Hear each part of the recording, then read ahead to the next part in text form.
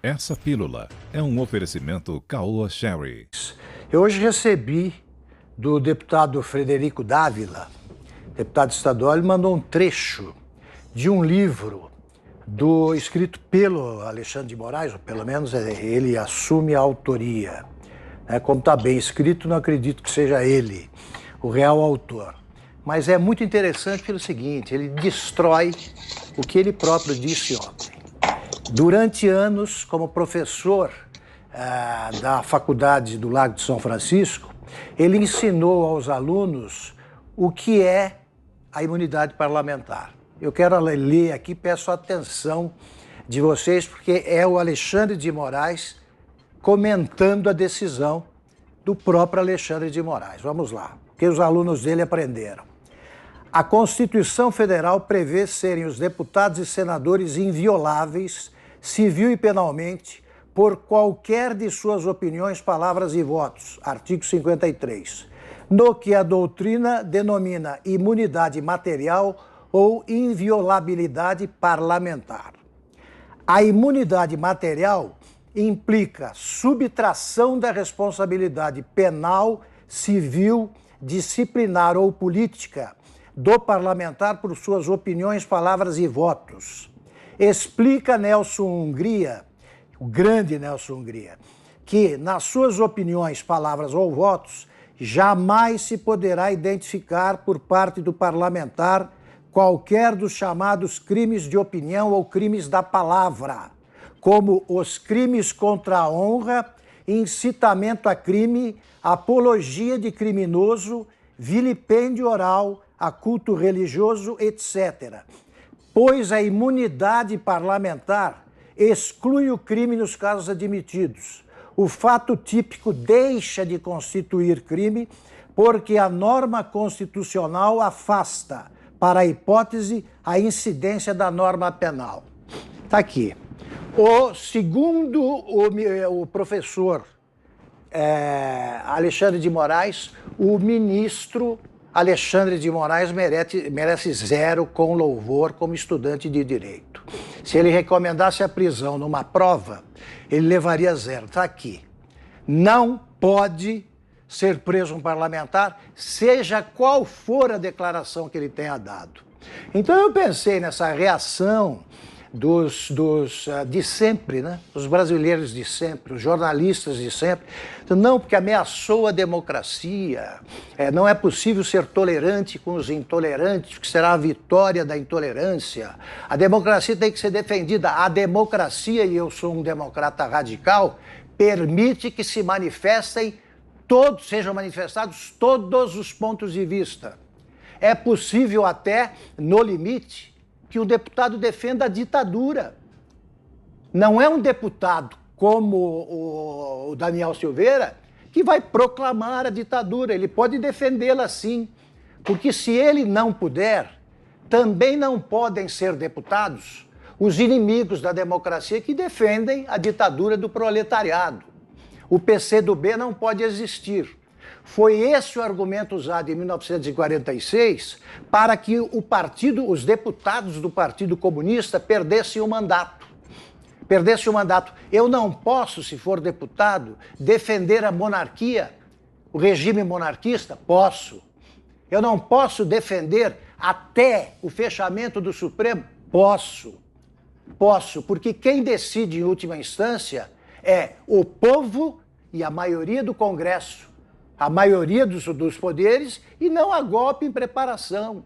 Eles estão fantasiando a coisa como se esse tipo de fala precedesse um golpe de Estado que não há, né? Nem em preparação, nem na cabeça de ninguém. Então é o seguinte, o que delito, chamemos assim, cometeu o deputado Daniel Silveira? Só um pecado da linguagem, os termos que ele usou, só um pecado que pode ser enquadrado como quebra do decoro parlamentar. E só todo tipo de ideia deve ser defendido. Todos os parlamentos do mundo permitem isso. Existe a extrema-direita e a extrema-esquerda em qualquer democracia. Por que ele não pode se manifestar? Ele pode defender até o que eu não defendo, evidentemente, sou completamente contrário a isso. Ele pode defender, sim, uma segunda edição do AI-5. E quem diz que isso aí não é possível, não é democrata. Quem é que vai selecionar as ideias que podem ser defendidas e as que não podem? Quando o PT defende, né? Mas é quando estava no governo, e defendia o controle social da mídia, que é a censura à imprensa, ninguém dizia nada. E não tem nada mais antidemocrático do que o programa do PT. Não podem ser considerados democratas os que defendem a Venezuela. Não pode ser considerado democrata um comunista filiado ao PSOL ou ao PCdoB, ditadura do proletariado. Eles defendem no programa. Então, como democrata radical, que é como eu me defino, eu queria deixar claro que eu defendo todo tipo de manifestação. Agora, os termos usados podem eventualmente ser enquadrados aí como um pecado ético e assim julgados. Mas prisão porque manifestou uma ideia? Não. Quem julga o deputado, no caso, é a Câmara. É a Câmara. Não é problema do Supremo. O Supremo se sentiu insultado. E por que não se sentiu insultado? Não pode se sentir igualmente insultado o ministro Paulo Guedes, quando no Congresso é chamado por um deputado do PT de tchutchuca. Por quê? Isso não é ofensa? Isso é ofensa? O juiz Sérgio Moro, então ministro, foi chamado de corrupto 2 vezes por um deputado do PSOL. E ele, então, não pode fazer nada. Ofensa ao Supremo, dependendo dos termos em que você... Agressão ao Supremo, dependendo, você pode considerar, um ministro pode. Se for feito em termos civilizados, não é crime. Não é crime. Então, estão abrindo um precedente perigoso, está aí completamente inconstitucional. E aí, Fiuza, dá para separar o parlamentar do cidadão Daniel Silveira? E como disse o Augusto agora, a contradição do jurista Alexandre de Moraes para o ministro do STF, Alexandre de Moraes? Não, isso tudo aí é um rebolado retórico, né? Nós estamos vendo um show de coreografia retórica da Suprema Corte fingindo que está fazendo direito. E mais, né, Marcelo? Além destas inconsistências que o Augusto acaba de apontar de forma perfeita e completa, né? A inconsistência do atropelo a uma das bases, né? A um dos pontos basilares da democracia, que é o direito à expressão e o direito à expressão de um representante do povo, é isso que está sendo solapado. Agora, isso está sendo solapado no gogó, né? No gogó, porque nós vimos uma decisão que é isso. Eu comentei isso ontem aqui. O próprio ministro do STF falava ali, quer dizer, você ouvindo ele dizer, você pode até concordar, não, usou expressões chulas, etc. Mas daí a prender um deputado federal? Como assim? Então nós passamos aí a um outro regime em que a Suprema Corte tem poderes sobre-institucionais. Então, o que nós estamos assistindo é justamente isso.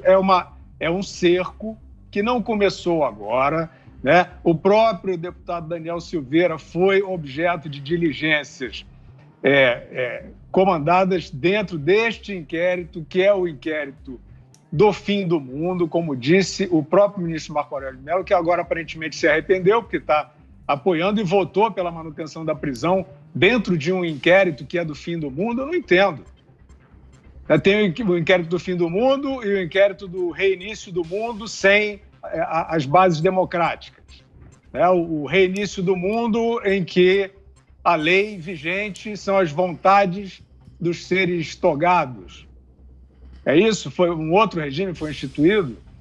Então, nós estamos vendo, de fato, uma série, como já vimos em várias outras oportunidades, né? Em várias outras oportunidades. Não quero me estender aqui.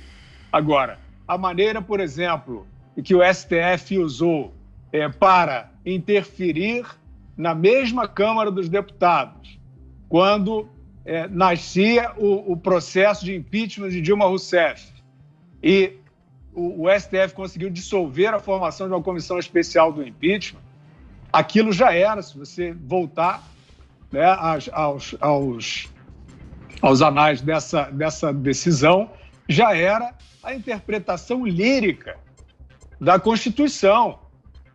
Então, é isso, eles começam a decidir com base numa coreografia retórica.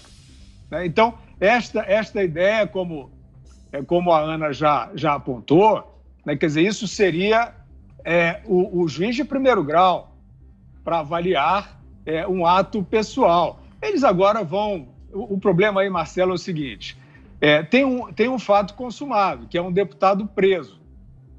E o STF, uma vez consumado esse fato, está aí, meio como um engenheiro de obra feita, tentando trazer, né, agora, enriquecer, né, alimentar, engrossar esse caldo do que fundamentaria, sustentaria esse ato.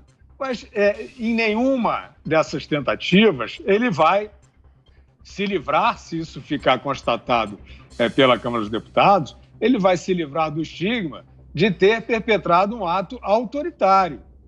Agora, eu volto a dizer, como eu falei no comentário anterior, eu estou achando o negócio muito morno na Câmara, né? E a bola da democracia está na Câmara dos Deputados. Se a Câmara dos Deputados sancionar esta prisão de atropelo determinada pelo STF contra um aliado do presidente, né, conforme são todos os outros alvos desses inquéritos gêmeos, o do fim do mundo e o do fim da picada, chame-se como se queira chamar, aí, de fato, o Congresso Nacional vai estar abrindo um precedente para um poder discricionário do STF. Eu queria só completar dizendo o seguinte, se o ato é, no mínimo, controverso, o Senado Federal tem a prerrogativa de examinar o ato de um ministro do STF. O Senado Federal não pode se omitir. Não tem essa de o presidente, o Alcolumbre, sentou em cima, tem um presidente novo lá, né? E os outros senadores dizem, não, mas o presidente não deixa. Mas então você suba na tribuna, né? Você se manifeste, porque, na verdade, a gente sabe o que está em jogo. Não atacar ou não examinar, não é atacar, né? Não examinar, né? Não colocar sob o crivo, que a Constituição manda, os atos do STF no Senado, significa uma espécie de seguro de vida, né? Um seguro de proteção lá no STF. Tudo bem, pode ser confortável para eles, mas pelo menos aqui, nesse ponto de vista, e eu acho que de boa parte da população, não podem, né, os senadores não podem ser deixados nessa zona de conforto, de fechar os olhos para o STF e ter aí um seguro de proteção. A bola também está com os senadores, ato contínuo, volto a dizer, para examinar, né? Tem juristas suficientemente respeitados dizendo que foi uma exorbitância, não tem? Então, o Senado vai ter que examinar o ato do Supremo Tribunal Federal e do proponente, que foi o ministro Alexandre de Moraes.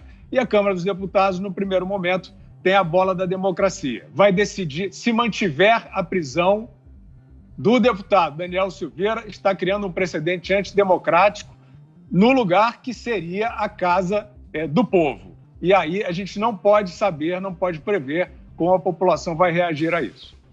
Muito bem, já vou chamar a Ana, mas agora eu vou convidar você para participar aqui dos Pingos nos Is, na nossa enquete. Qual deveria ser a posição da Câmara dos Deputados em relação à prisão de Daniel Silveira? 1. Manter a prisão do parlamentar segundo o STF. 2. Decidir pela soltura do deputado contrariando o STF. Você participa no portal da Jovem Pan, jovempan.com.br. Então eu convido você para participar dessa enquete ao longo do nosso programa e nós traremos ao final, evidentemente, aí o resultado dessa enquete então. E agora sim, Ana Paula Henkel, a sua opinião, essa contradição do Moraes jurista para o Moraes ministro, Ana.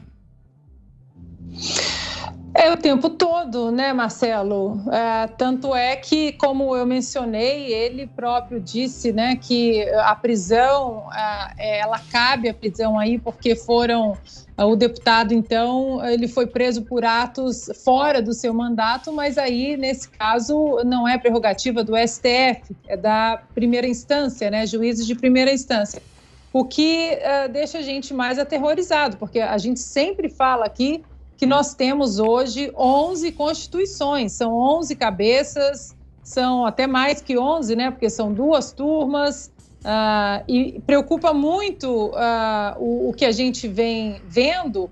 Agora, eu queria fazer uma pergunta para o Zé, ontem, e para o Augusto também, ontem no julgamento da manutenção da prisão, né, do deputado, nós vimos que foi ali por unanimidade e o quórum total, né? Todos os ministros estavam ali presentes. Os ministros citados, né, ou ofendidos aí, eles não estariam impedidos de participar desse julgamento de manutenção da prisão, Zé, Augusto? Vai lá, Zé. Olha, Ana, é evidente que sim, em condições normais, mas esta coisa, como eu digo, coisa é porque é um inquérito, um processo que ninguém entende. Não tem a participação, por exemplo, necessária, que tem um monopólio da denúncia, que é o Ministério Público. Foi uma decisão de ofício. Por isso que eu disse aqui que o ministro acordou, viu aquela mensagem e falou, vou prender esse cara. Aí decidiu prender. Os ministros ali, por estarem envolvidos, diretamente citados, eles deveriam ficar mesmo impedidos. Acontece que é muito vaga, é o ministro que tem que se considerar impedido. Não existe ali uma legislação clara sobre o impedimento. Eles se consideram impedidos quando, em alguma parte do processo, ele foi advogado, ou o escritório dele foi advogado, ou é parente próximo, é assim que se considera. E há uma jurisprudência ali, porque muitos atacam também ministros do Supremo para exatamente cavar, vamos dizer assim, esse impedimento.